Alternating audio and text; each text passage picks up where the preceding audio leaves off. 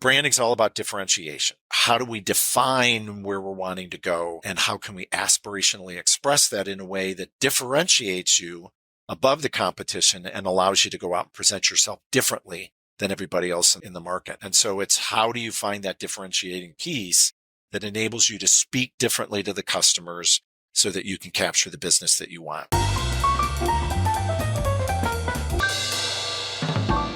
Welcome back to the Honest Marketing Podcast, where you'll learn proven strategies to grow your business without selling your soul. And if you've ever thought about changing the name of your business, repositioning it, updating some colors to change how you appear in the marketplace to your clients, your customers, your prospects, then today's conversation with Jim Heininger is exactly what you need to hear. So Jim over at rebrandingexperts.com comes in and really lays out the whole process for how to think about rebranding, the benefits it can give you, some of the things to be aware of and mindful of so they don't trip you up in the process, and shares lots of examples, case studies, companies that are doing it well, companies that have done it poorly. And so if you've ever thought about changing the name of your business, rebranding into something else, this is absolutely a must listen to episode. Make sure you stick around to the very end of the episode. I'll give you my number one takeaway from our conversation with Jim, but here it is.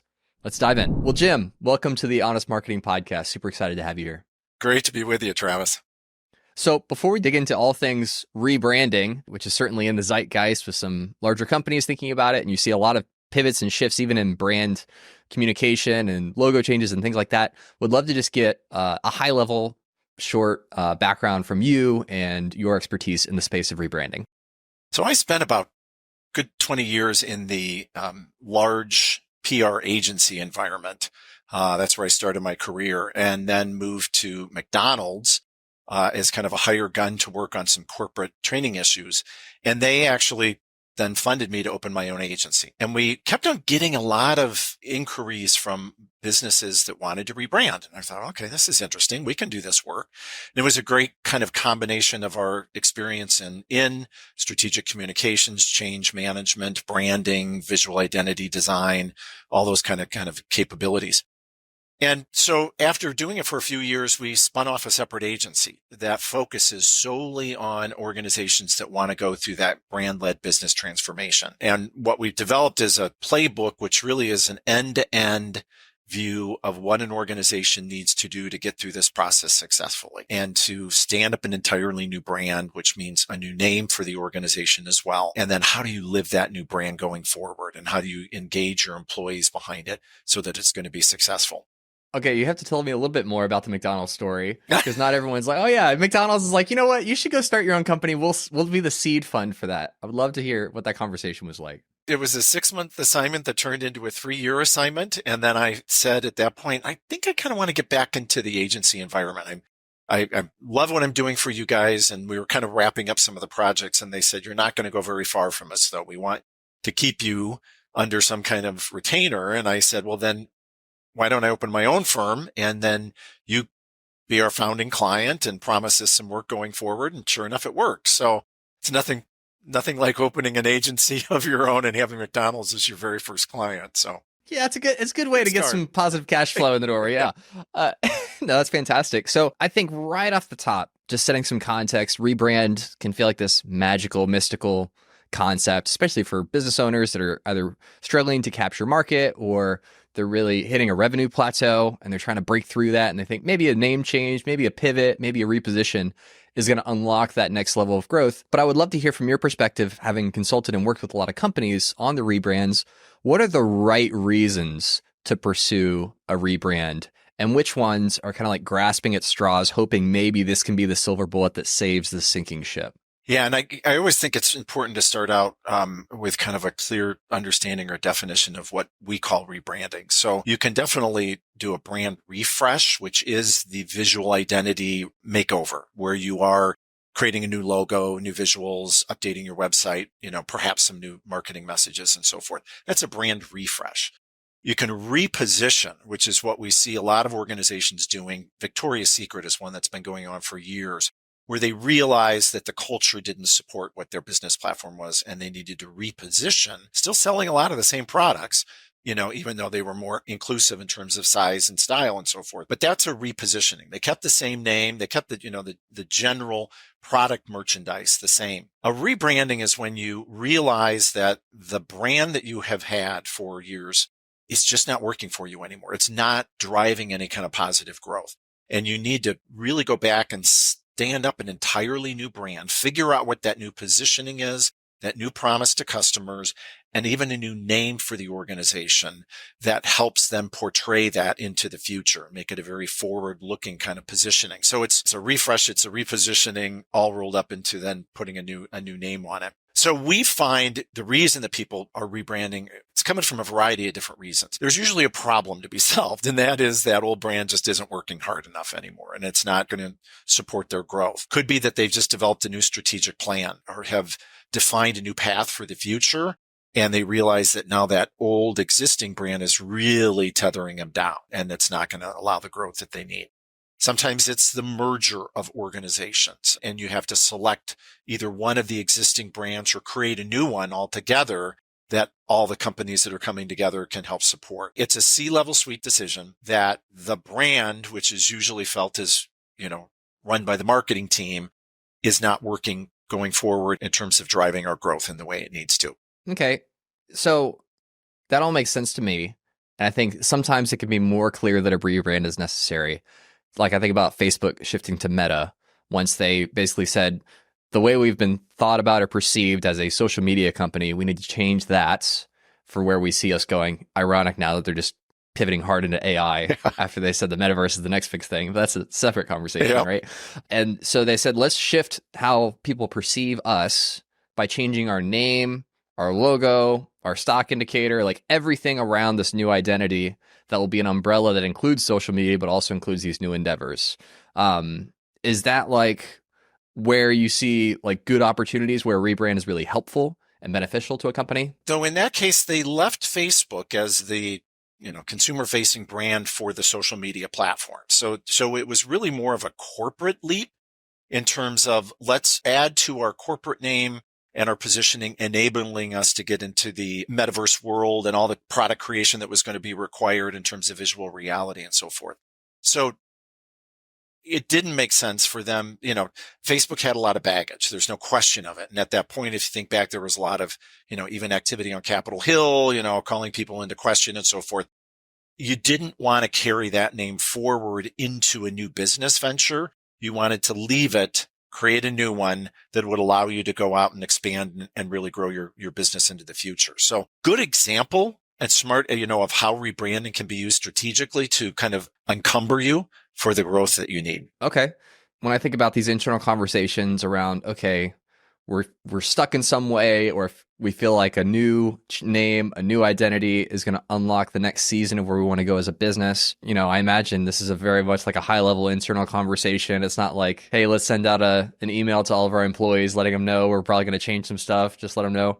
But it's more like exploratory. What are the key pieces of information that somebody at a decision-making level needs to have clarity on to understand if a rebrand is a good thing to explore or not? Because it can be very like ambiguous, and right. I feel like maybe a rebrand is helpful, but I don't know. It's more of a gut. Like, what are the tangible things that are really helpful to get clear on before deciding if a rebrand is right for you? So you really have to know where that current brand is at, and how is it perceived? What are the attributes that people associate with that brand and so forth? And really understanding where you're coming from first. And then through your strategic planning and exercises, where are you wanting to go to? So it's kind of a current and future state analysis. And what is the problem then in between those that you have to solve? What is it that you need to enable you to achieve that growth platform that you're on?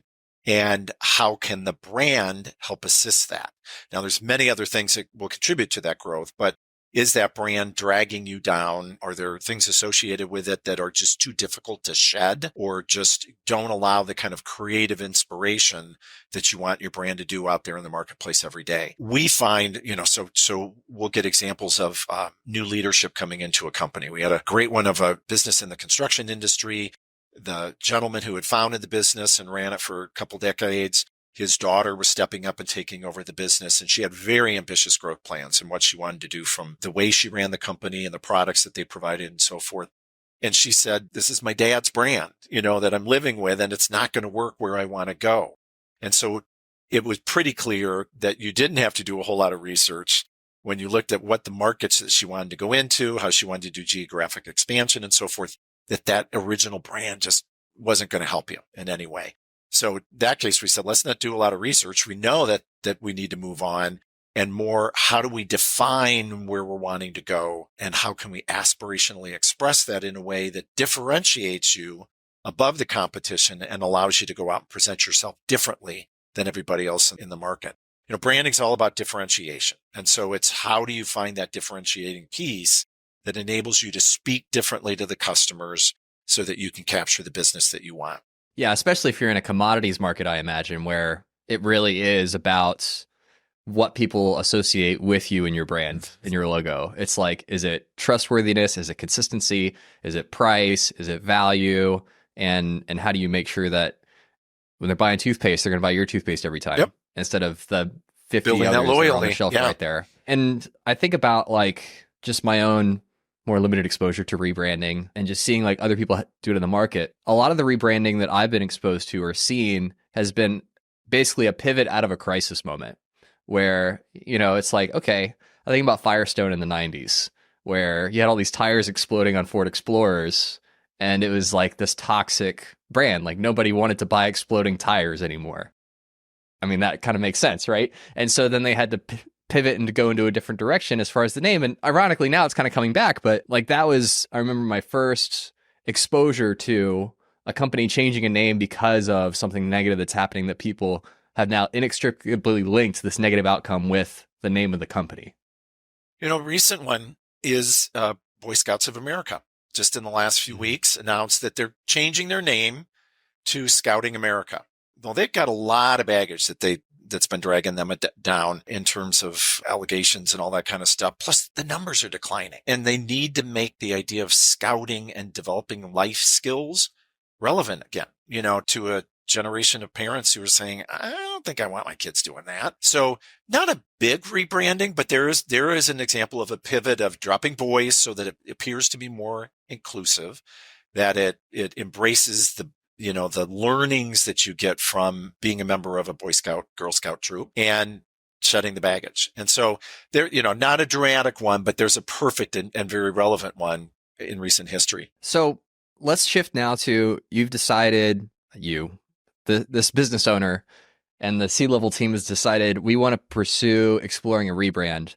And you touched on, depending on the situation, the importance of market research and identifying where the opportunity is so you can capture that opportunity with the rebrand. What are the elements that go into that type of market research, whether it's competitor research, looking at trends, doing customer surveys, like what all goes into, enough research to have a tangible idea about where you want to go without just getting bogged down with, we need to send out like a 15,000 person survey and like we need all these focus groups and things like that. Because you can certainly go to that extreme too. And maybe that's not as helpful. There are a lot of organizations that want numbers behind it all. We really find the qualitative research to be most insightful, that talking to customers, really understanding what makes this company different than the other providers of the same service in the market, and why do they choose to work with them? Why do they see a longer term relationship with them? This is especially important in a B2B kind of setting. And those are where you can dig a little bit deeper and really find the kind of motivations that those people have of choosing this company as a provider.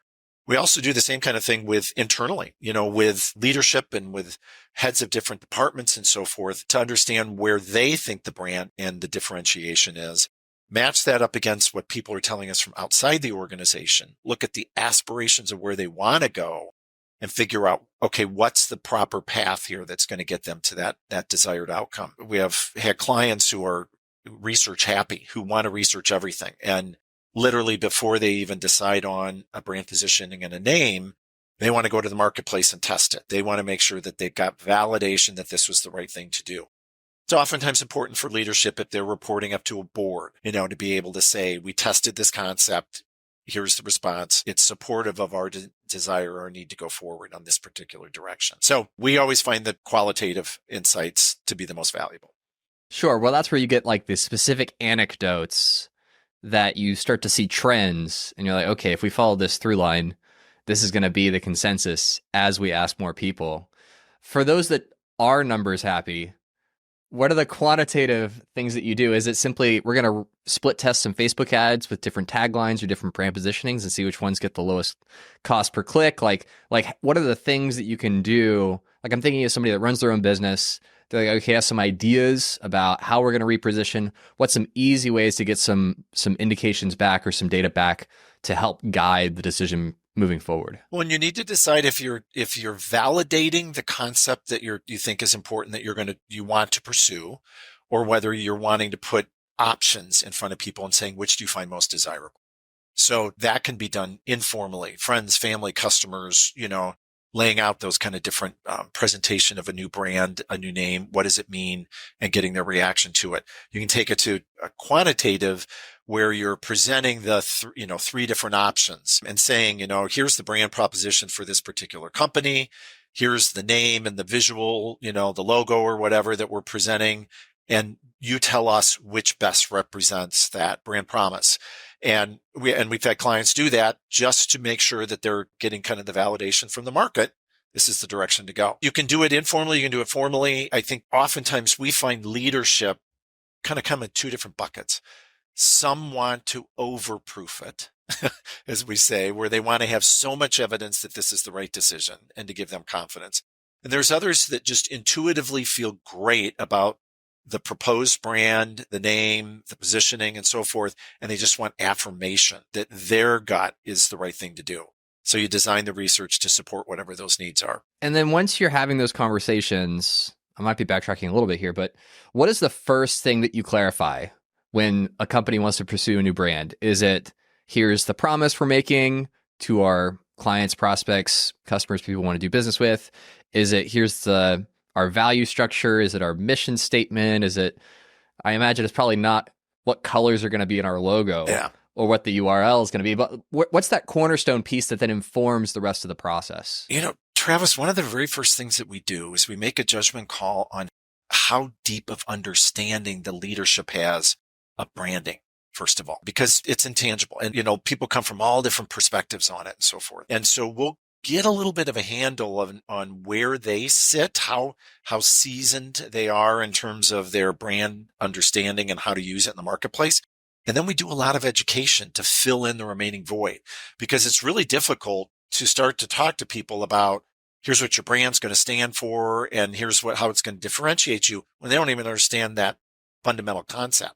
So we'll go back and do some brand education, make sure all the key decision makers in the leadership troop are on the same page then, so as we start to introduce solutions and say, okay, here's what the brand promise is. Here's what some options are to look at this. They're all on the same page of what we're trying to achieve. Because otherwise we're going to be running in circles, if they all have different interpretations. So if you get people to understand a brand and then what's the problem we're trying to solve, then you can show how the brand helps solve that problem.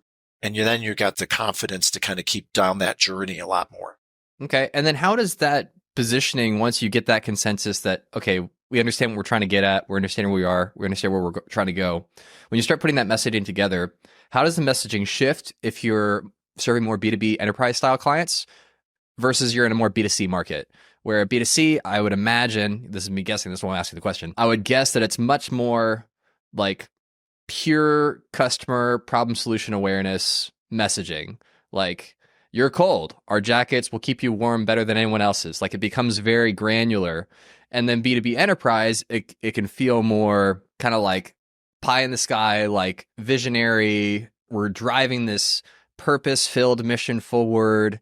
And if you, as you're accepting bids, want to choose the company that you personally are excited about and that is going to deliver, so you don't have to tell your boss at your annual, report of your performance review of like why you chose that company that didn't do well. Like, I imagine the decision makers and how you're speaking to them will shift depending on the market that you're trying to address. Is that true, or to what extent is that true? Yeah, B2B, which I personally love, it's so much more relationship oriented. You have a closer relationship with the client. Or with your customer, and it's changing minds or the way they view you in a new and different way that they hadn't in the past, and in a way that says, and hopefully tries to get you out of that bid process and to be a preferred provider that they're coming directly to you. And that's what we continually hear from clients in the B2B space is we don't want to just be submitting bids. We want to be the thought leader. We want to be the one that they contact and say, we need your perspective on this. We want you to come and present your capabilities and your product lines and services or whatever, and not just submitting a bid and looking like 10 other different firms. We had a great example of it was a consulting firm based here in Chicago that had gone through a management buyout, and they needed to change their brand. And it was an opportunity to kind of stand up an entirely new view of what they brought to their clients. So they were in the coaching space for senior executives. They'd be the kind of private coaches or coaches to the leadership teams on how to run their business better, how to work more collaboratively, how to get the entire organization engaged in business success. We spent a lot of time with the leadership of this firm really trying to define what it was, what did we deliver? What was the real value to clients? And how do we elevate that and make it more aspirational so that it really makes you stand out? And after rounds of discussions, we got down to the idea that what they do is really build better futures for their clients and the clients' companies. But they weren't just better, they were bolder futures because it meant courageous leadership that was going to take their client organizations ahead. So then we crafted a brand promise of igniting bold futures, as that's how you should present yourself to your clients and your new business prospects, and not focus on we deliver these services, but more what's the outcome of working with us and using our coaching techniques and capabilities and so forth. They loved it. They went crazy over it. They thought it was, it was the first time it crystallized in a way that they had never been able to do before in their past. So then it was like, okay, so now what do we name the organization that represents that? So we were looking at all sorts of names that focused on brave and courage and, that kind of desired outcome that the leaders of their clients wanted, and progress and movement and get it going forward and so forth. Came down to two different words we were playing with, which was bravura, which means to be brave, and avanti, which is an Italian expression meaning to go forward or onward. Putting those two together into a new coined name of Bravanti, all of a sudden they had something they owned that they could define in the marketplace as being, going courageously forward, and the energy that just came behind that suddenly, it's so fun to watch these clients when all of a sudden you nailed their brand promise, and now you've given them a name that represents that. They open up and just say, okay, how do we make this work? And how do we just completely then change our whole visual presentation to the market, to the industry, in a way that we never would have done before because we were too cautious or we didn't think people viewed us that way. And so now you see bold color schemes and visuals and so forth that they're using, and really, leapfrogged the competition in terms of how they were presenting themselves for this desired outcome with their clients. That's the magic of rebranding. That's when it works well. Yeah, it's hard to really put a price on genuine enthusiasm with everyone all rowing in the same direction, right? Yeah. It's like, oh, what do you work for? I work, it pays the bills, versus like, man. Or a name that means nothing, and that's what I think a lot of folks don't realize is their name means nothing. They haven't invested in it. They haven't given it meaning. They haven't given it power in the marketplace. It's just the name. And so this is your opportunity to pack it all together into an entire kind of presentation to the marketplace is who you are and the value you bring. Yeah. And I'm glad you said that, because the next thing I was going to ask is like, that's a place where I see a lot of businesses get tripped up, whether they're rebranding or starting a new business from scratch, is what are we going to call this thing? And, there's obviously, like, I remember there was like the trend of apps adding .ly to the end of some random word. And, we're now ifying everything and, .ai and like all these things. But I'm curious, like, in that example, it was, let's take these two words, mash them together, create a brand new word. But I'm just curious what that process is. Now, once you have a brand promise, what you're going to do, your aspirational identity, Like, what's the name that you come up with that represents that? What does that process look like to whittle it down to something that everyone gets really excited about? Yeah. And that is what is the most challenging part of this whole process. And the reason being is that if you are operating on a national basis, you have to trademark your name. And there are, I think, 1 million trademarks that are submitted every day in this country. So it is very, very hard to find a name that someone in your business category hasn't already trademarked or has a state registration on that they've had for years, or has even used it and has common law usage of it.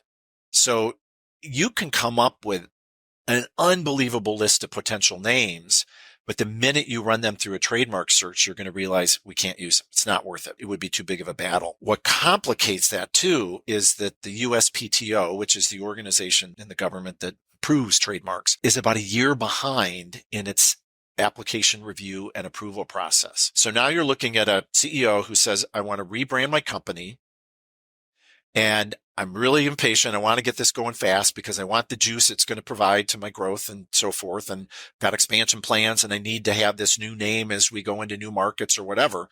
But it's going to be a year before I could ever get approval of it.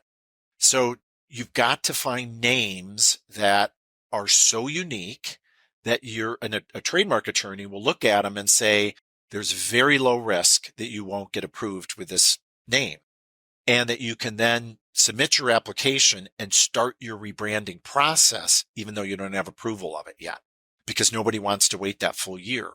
So that now whittles down even more what you can come up with creatively. And that's why you're seeing so many different brand names where they're dropping vowels, they're shortening or condensing, either they're mashing together a couple different words, or they're coining entirely new terms or phrases that are clean and clear from a trademarking perspective. So it's a huge creative challenge. So what we will do is, once you've got your kind of creative brief when it comes to, here's what we need to come up with, what this name needs to represent, is our namers just go about just producing hundreds of options, just letting their brains go crazy in terms of what could represent this. And then it's like a sieve. We go through them and sort through the ones that, no, that's not, not going to work.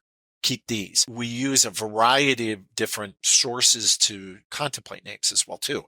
So you've got basic dictionary definitions. You've got synonyms. You might look at something geographically if it represents a company and where it's based and its origin. You step outside in terms of industry terms that might be relevant that you can pull in. You even look at foreign languages. And because those are a lot easier to trademark in the US because there's going to be less likely interference. So take all those different kind of inputs and you sift them through them. And you're usually in this process, there's some learnings. There's kind of some ahas that come to light in terms of, you could take this term, which has a certain meaning, and pull it into our sphere and adopt the meaning of it in our industry in a way that's unique and nobody else has done. So we had this organization out of Boston that was they're in the window treatment and acoustical panel industry. So they serve the construction industry. When new buildings go up or being renovated, they'll get the piece of the job to do all the window treatments, blinds, all that kind of stuff, and then acoustic panels. And so we were like, okay, so what do? You help assemble the whole. You help assemble what the building owner needs to optimize their performance, the building's performance, its financial management and so forth. Looking through all these different names, we said, there's this word contexture that means the assembled whole and to bring the pieces together. We looked and there was no usage of it, except for like a nonprofit organization out there that had a very odd, application of it.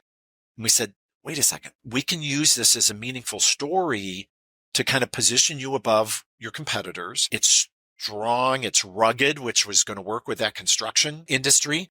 And then all of a sudden we're looking at the word and we said, you know what? Contexture. Here's construction. Texture, here's your kind of interior design and fabrics and textiles and so forth, which the window blinds are made out of.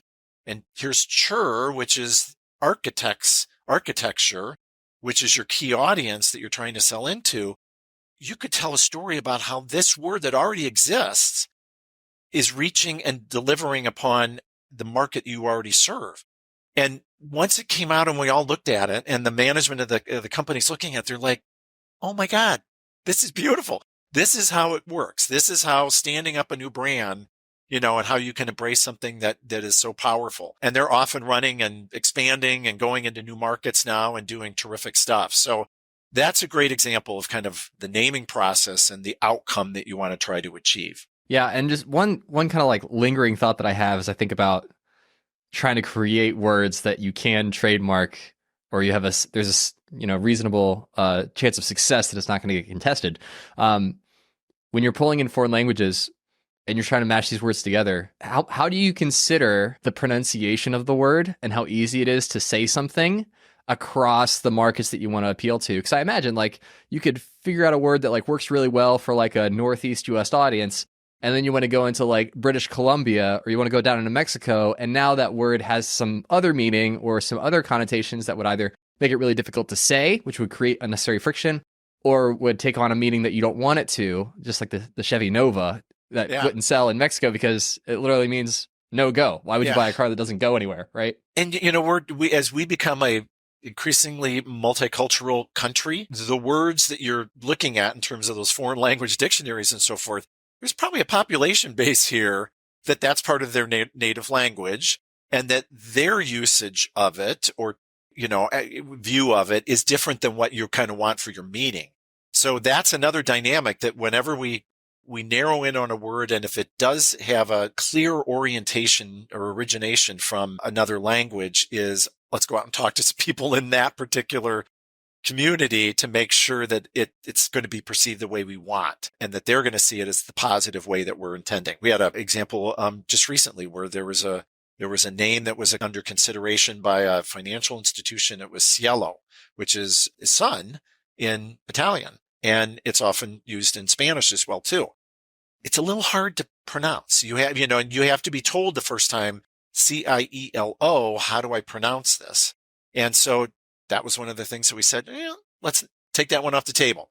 Maybe it's not going to work the way we want. It's going to present some, extra work that's not necessary as you're going out with a powerful new name. It was certainly romantic, but it didn't deliver against that kind of clarity that we wanted. There's a lot of names that end up on the floor. unless a part of the appeal of the name is that it is at a certain level unreachable, and that adds to the appeal of it. Like I imagine if you're a luxury brand or you're starting up a new winery in France, you're going to find something that makes it sound more, what's the word I'm looking for? Just like difficult to grasp or difficult to really communicate effectively, because then that actually adds to the aura of the halo effect you're trying to create. So I imagine there are rules and general things that you in general follow, but then there's also opportunities to break those for a strategic advantage too. Well, and one of the learnings that we have had is that when you're down to that handful of names that you're kind of the final contenders that you're looking at, is we will always step away from it and say, what are any liabilities that this presents? How might this be misinterpreted, mispronounced? We always say, give it the meme test. What's the meme that somebody's going to make out of, one of your competitors is going to create when they hear your announcement that you've rebranded to this name? And because you have to be comfortable with the name, and you also have to recognize that some of those things could happen, and you'll work hard to manage it, to try to mitigate those things happening. But not everybody's going to love your new name. Not everybody's going to love your new brand, and you're going to have haters out there. So we always put it through that test just to make sure that the leadership of the company is aware of that when they're making their decision, so that they don't, something doesn't happen later and they're like, why didn't you tell me?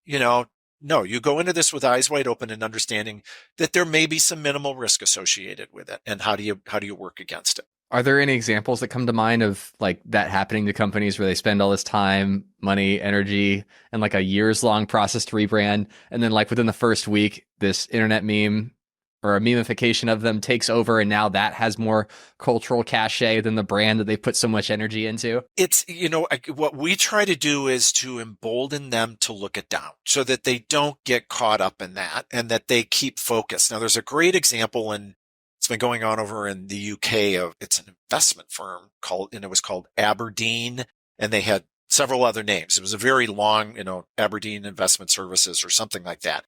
And they, as part of a rebranding and a repositioning of the firm, took just the term Aberdeen and took all the vowels out of it. So it's pronounced the same, but it's spelled without any vowels. And it makes a very modern kind of presentation of the firm and, which they were striving for.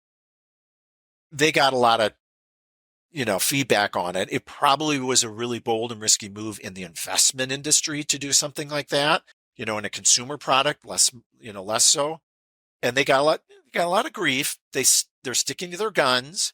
There just came up in the last couple months that there's still some media that kind of poke fun of them, when we're reporting on them and doing stories and so forth.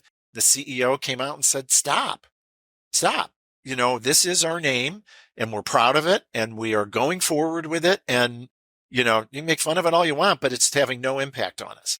And so you got to prepare them for, if you're making a big, bold decision like that, you got to stand by it with confidence and let's do everything we can to just keep pointing forward. Well, Jim, this conversation has been super illuminating. If someone, either as a business owner or a key decision maker, has been in some of these, initial conversations, should we pursue a rebrand? What would be the opportunities? Who do we speak to?